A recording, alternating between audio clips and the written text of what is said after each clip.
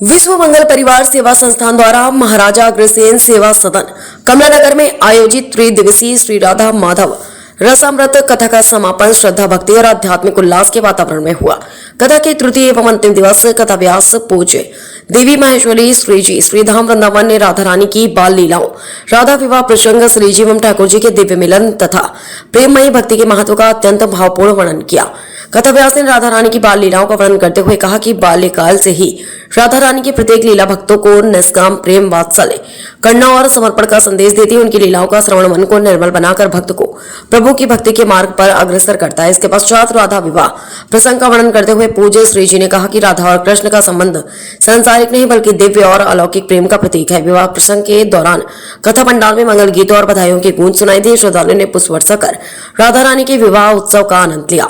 कथा व्यास ने बताया कि राधा कृष्ण का प्रेम, त्याग, समर्पण और आत्मिक एकत्व का सर्वोच्च उदाहरण है जो समस्त मानवता को प्रेम और सद्भाव का संदेश देता है। कथा के प्रमुख प्रसंग श्री जी और ठाकुर जी के दिव्य मिलन का वर्णन करते हुए देवी महेश्वरी श्री जी ने कहा कि राधा और कृष्ण दो शरीर होते हुए भी एक ही चेतना के स्वरूप है। उनका मिलन जीव और परमात्मा के मिलन का प्रतीक है। जब मनुष्य अहंकार, द्वेष और मोह का त्याग कर प्रेम और भक्ति के मार्ग पर चलता है तभी उसे परम आनंद की अनुभूति होती है। कथा के दौरान भजनों की मधुर प्रस्तुतियों ने श्रद्धालुओं को भाव विभोर कर दिया। राधे राधे और श्याम श्याम के जयघोषों से पूरा कथा पंडाल गुंजायमान हो उठा। राधा विवाह एवं श्री जी ठाकुर जी मिलन प्रसंग पर उपस्थित श्रद्धालु भाव विभोर होकर भक्ति रस में डूब गए। कार्यक्रम के मुख्य यजमान पदम चंद अग्रवाल एवं रेखा अग्रवाल रहे। दैनिक यजमान के रूप में रामशंकर अग्रवाल, सरिता अग्रवाल, संजय अग्रवाल, पिंकी शर्मा ने विधिवत पूजन अर्चन किया। आगरा से मन गुप्ता, समाचार 24। हम लोग 3 दिन से इस कथा का श्रवण कर रहे हैं, राधा रानी की कथा का, जो कि श्री जी के माध्यम से अच्छे उनके मुख से सुनने को मिल रही है। और हम लोग ने अभी तक भागवत कथा सुनी पूरे अधिक मास में, और उसका फल हमें राधा जी की कथा से प्राप्त हो रहा है। और आज इसका अंतिम दिन है। सभी आगरा शहरवासी यहाँ आए हुए हैं और इसका आनंद ले रहे हैं। और राधा जी की भक्ति को हम सुन के कभी भी प्रसन्न, मतलब हमको कभी भी अंत नहीं मिलेगा। हमें बार बार आनंद आएगा, बार बार राधा जी की कथा को सुन के ऐसा लग रहा है मानो राधा रानी यहीं आ गई हो। धन्यवाद। आज त्रिदिवसीय श्री राधा माधव कथा का विश्राम दिवस है। कैसे शुरू हुई और कैसे आज समापन हो गया, समय का पता ही नहीं चला। बहुत भावपूर्ण कथा चल रही है। राधा रानी के मिलन की कथा हो रही है, उनके विवाह का प्रसंग हो रहा है। लोगों में भ्रांति है कि राधा रानी और श्री कृष्ण का कहीं विवाह नहीं हुआ था, लेकिन शास्त्रों में श्री वृंदावन धाम में उनके बाकायदा मंडप बने हुए हैं जहां उनका विवाह हुआ था।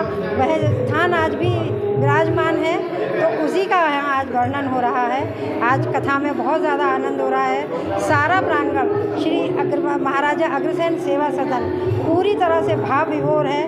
नेत्र सजल हैं सभी के कि किस तरीके से श्री कृष्ण अपनी राधा रानी को, अपने प्रियाजू को मनाने में, मनुहार करने में लगे हुए हैं। माधव त्रिदिवसीय कथा बहुत ही अद्भुत कथा है। अभी तक हमने भागवत कथा सुनी है, शिव पुराण कथाएं सुनी हैं, लेकिन राधा रानी का चरित्र पहली बार आगरा में सुनाया जा रहा है। इसका प्रारंभ पिछले वर्ष से हो चुका है।